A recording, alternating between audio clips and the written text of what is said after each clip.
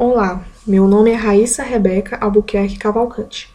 Vou fazer uma apresentação sobre o trabalho Melanoma de mucosa de fossa nasal, um relato de caso, escrito por mim e outros alunos da Escola Superior de Ciências da Saúde, sob orientação do Dr. Lucas Neves de Martins Moraes, patologista pela Universidade Federal do Rio Grande do Norte e dono do Laboratório de Anatomia Patológica de Patos.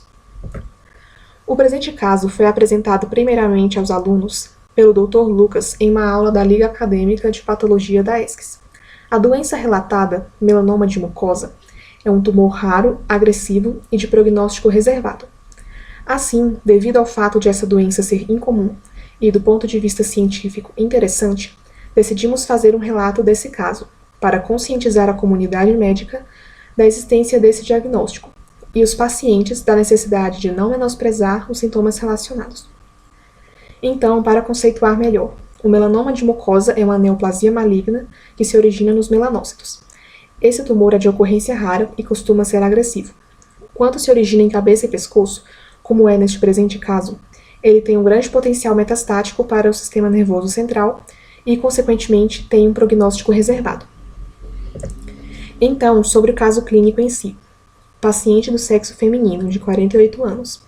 Ela chegou ao médico otorrinolaringologista com o quadro de epistaxe crônica em fossa nasal direita, mas não soube precisar o tempo exato decorrido desde o início do sintoma. Ao exame físico, apresentava lesão friável e sangrante em fossa nasal direita. Foi realizada uma biópsia incisional e uma tomografia de seios da face. O exame de imagem revelou uma opacidade com densidade de partes moles, a qual abrangia a cavidade nasal, as conchas nasais, o infundíbulo etmoidal e o seio maxilar, todos do lado direito. Apresentava ainda sinais de erosão óssea. Com esse resultado, descartou-se que o tumor tivesse origem óssea. Porém, o diagnóstico ainda não estava fechado, porque poderia ser qualquer tumor originado em tecidos moles. Sendo assim, foi necessário aguardar o resultado da biópsia. A biópsia revelou células atípicas com acentuado pleomorfismo, núcleos aumentados e nucléolos evidentes, dispostos em agrupamentos sólidos, além de necrose, numerosas mitoses e algumas células escassas com indícios de melanina. O resultado da biópsia foi de neoplasia maligna indiferenciada, havendo indicação da imunohistoquímica para a confirmação do melanoma, o qual deve sempre ser considerado em caso de suspeita em neoplasias indiferenciadas. Assim, a imunohistoquímica foi positiva para melan-A e S100, e por meio desse exame foi fechado o diagnóstico de melanoma. A paciente foi encaminhada para tratamento, porém sem grandes expectativas, devido à gravidade da doença e ao atraso ocorrido no diagnóstico, porque a paciente já apresentava a doença há um período de tempo relativamente longo. Essa foi uma apresentação típica de melanoma de mucosa. Como já foi dito, ele é um tumor extremamente raro e de prognóstico reservado. A maior prevalência da doença em mulheres e em pessoas de idade mais avançada. Por ser de início assintomático, frequentemente é diagnosticado tardiamente e incidentalmente. Apresenta diversidade de formas celulares, aumento da relação núcleo-citoplasmática, núcleos hipercromáticos, elevada taxa mitótica e grânulos melanóticos.